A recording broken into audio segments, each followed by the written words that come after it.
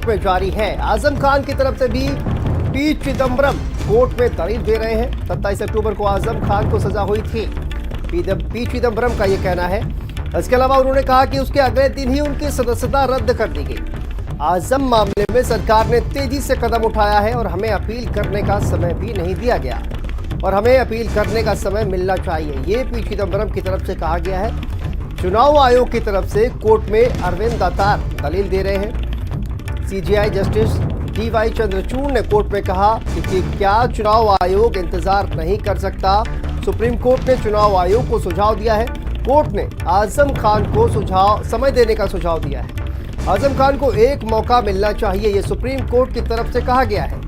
क्या चुनाव आयोग हर एक केस में ऐसा ही करेगा जैसा कि आजम खान के साथ किया गया?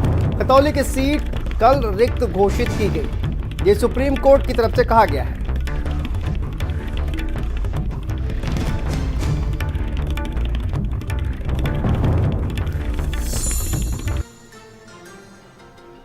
और हमारी सहयोगी स्वाति पाठक दिल्ली से हमारे साथ जुड़ गई हैं। स्वाति, देखिए इस पूरे मामले पर कहा गया है सुप्रीम कोर्ट से अगर बड़ी बात कही गई है सुप्रीम कोर्ट की तरफ से तो ये कहा गया है कि आजम खान को एक मौका जो है वो जरूर मिलना चाहिए।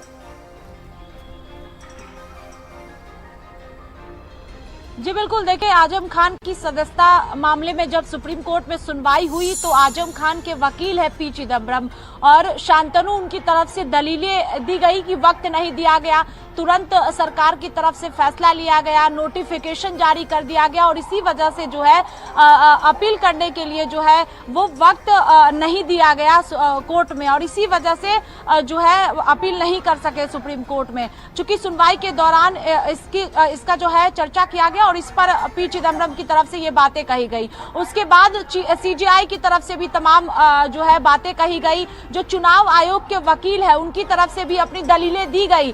अब 3 बजे चूंकि लंच ब्रेक हुआ है, अब 3 बजे मामले की सुनवाई शुरू एक बार फिर से हो जाएगी और सुनवाई शुरू हो चुकी है और उसके बाद चुनाव आयोग के जो वकील है उनकी तरफ से क्या कुछ दलीलें दी जाती है ये देखने वाली बात होगी कि चूंकि जब सुनवाई लंच से पहले चल रही थी, ब्रेक से पहले, तो उस दौरान कहा गया कि क्या 72 घंटे से पहले नोटिफिकेशन को टाला जा सकता था, ये कहा गया है। अब उसी पर जवाब चुनाव आयोग के वकील को देना है।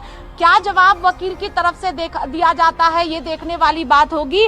चूंकि सुनवाई के दौरान यही कहा गया कि 72 घंटों के लिए गजट नोटिफिकेशन को रोका जा सकता था, ये कहा गया है। अब इसी पर जब एक बार फिर से सुनवाई शुरू हुई है तो उसके बाद चुनाव आयोग के जो वकील है उनकी तरफ से क्या कहा जाता है ये देखने वाली बात होगी। इसके साथ ही सुनवाई के दौरान अन्य मामलों का भी जिक्र किया गया कि क्या बाकी मामलों में भी चुनाव आयोग ये कदम उठाती है, ये सीजेआई की तरफ से कहा गया है। तो अब जब एक बार फिर से सुनवाई शुरू हुई है, क्या दलीलें चुनाव आयोग के वकील की तरफ से दिया जाता है ये देखने वाली बात होगी। लेकिन पी चिदम्बरम जो आजम खान के वकील है उनकी तरफ से ये शांतनु कहा गया है कि वक्त नहीं दिया गया और तुरंत फैसला ले लिया गया, गजट नोटिफिकेशन जारी कर दिया गया। इसी वजह से जो है चूंकि वक्त नहीं मिल पाया आजम खान को और वो कोर्ट में जो अपील करना था उसमें भी देरी हुई है, ये पी चिदम्बरम की तरफ से कहा गया है। अब सबकी नजर टिकी हुई है कि जो चुनाव आयोग के वकील है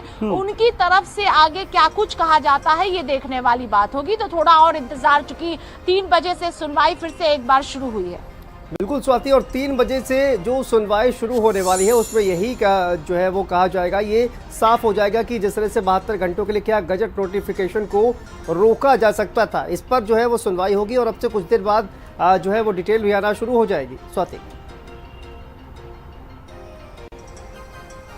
जी बिल्कुल, अब से थोड़ी देर बाद ही जो है वो आगे सुनवाई के दौरान क्या कहा गया चुनाव आयोग की वकील की तरफ से ये जो है सामने आने लगेगा। लेकिन ये समझना होगा शांतनु कि जब सुनवाई चल रही थी उस दौरान जस्टिस की तरफ से ये कहा गया है कि अगर चुनाव आयोग इस बात पर आश्वस्त है कि गजट नोटिफिकेशन अगले 72 घंटे तक जारी होगा तो क्या हाईकोर्ट का रुख किया जा सकता है, ये सुनवाई के दौरान कहा गया है।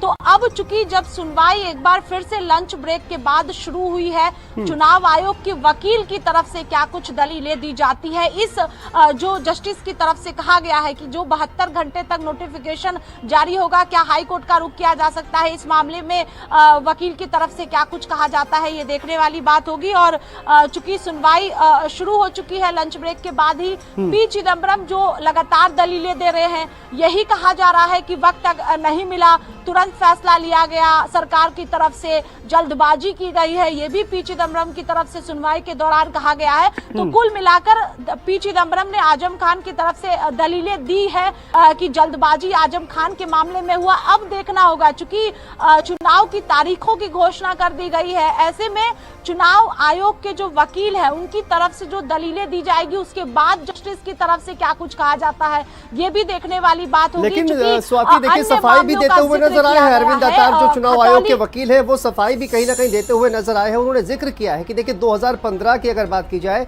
तो तमाम राज्यों को चुनाव आयोग ने सर्कुलर जो है वो जारी किया था और उसमें ये कहा था कि जैसे ही सीट खाली होती है उस पर तुरंत जो चुनाव प्रक्रिया जो है वो शुरू की जाए, उसका हवाला देते हुए नजर आ रहे हैं वो। जी बिल्कुल, सुनवाई के दौरान चुनाव आयोग के वकील की तरफ से शांतनु ये बातें कही गई है, दलीलें दी गई है कि पहले ही राज्यों से कह दिया गया था कि अगर पद खाली होता है तो तुरंत चुनाव कराया जाए। लेकिन जब ये भी समझना होगा शांतनु कि जब खतौली विधानसभा सीट की भी जिक्र जो है वो सुनवाई के दौरान की गई है, क्या उस मामले में भी ऐसा हुआ, ये भी कहा गया है सीजीआई की तरफ से। तो अब जो 72 घंटे के नोटिफिकेशन का मामला है, जिसमें सीजीआई ने जवाब चुनाव आयोग के वकील से मांगा है, अब 3 बजे जब सुनवाई शुरू हुई है एक बार फिर से, उसमें क्या दलीलें दी जाती है ये देखना होगा। चूंकि चुनाव आयोग के जो वकील है उन्होंने अपनी बातें कही है कि उन्होंने राज्यों से कहा है तुरंत चुनाव कराया जाए, अगर खाली पद होता है तो उपचुनाव कराया जाता है। लेकिन यही सवाल है कि क्या बाकी मामलों में भी चुनाव आयोग ने ये किया है, क्या बाकी मामलों में भी तुरंत चुनाव कराया गया है, तुरंत नोटिफिकेशन जारी किया गया, ये कहा गया। चूंकि अगर हम पी चिदम्बरम को सुनते हैं तो उन्होंने कहा है कि जल्दबाजी सरकार की तरफ से किया गया है, तुरंत चुनाव आयोग की तरफ से नोटिफिकेशन जारी किया गया है, ये भी सुनवाई के दौरान कहा गया है। अब इस मामले में चुनाव आयोग के जो वकील है उनकी तरफ से क्या कहा जाता है, ये अब से थोड़ी देर में ही सामने आने लगेगा।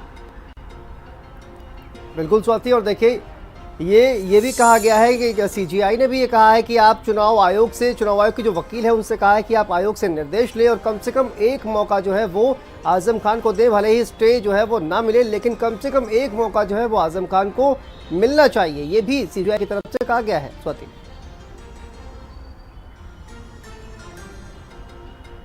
जी बिल्कुल, चूंकि जब सुनवाई चल रही थी तो उस दौरान सीजीआई की तरफ से कहा गया कि क्या हर एक मामले में ऐसा होता है कि सजा सुनाई जाती है उसके बाद अयोग्य करार दे दिया जाता है, ये सीजीआई की तरफ से कहा गया है। चूंकि जब सजा का ऐलान आजम खान का किया गया था उसके बाद ही अयोग्य करार दे दिया गया था, और चूंकि वो पद जो है वो सीट रामपुर की वो खाली शांतनु हो गई थी और उसके बाद ही नोटिफिकेशन जो है वो जारी चुनाव आयोग की तरफ से किया गया था और उसके बाद ही चुनाव की तारीख की घोषणा भी हो गई थी। इसी वजह से पी चिदम्बरम की तरफ से कहा जा रहा है, जो दलीलें दी जा रही है कि जल्दबाजी हुई, लेकिन सीजीआई की तरफ से कहा जा रहा है कि क्या जिस दिन सजा सुनाई जाती है उसके बाद ही अयोग्य करार दे दिया जाता है, तो सभी मामलों में ये भी कहा गया है। तो अब जो है देखना होगा कि वही चुनाव आयोग के जो वकील है वो इन जिन मामलों का जिक्र सीजीआई की तरफ से कहा गया है, जो सवाल पूछा गया है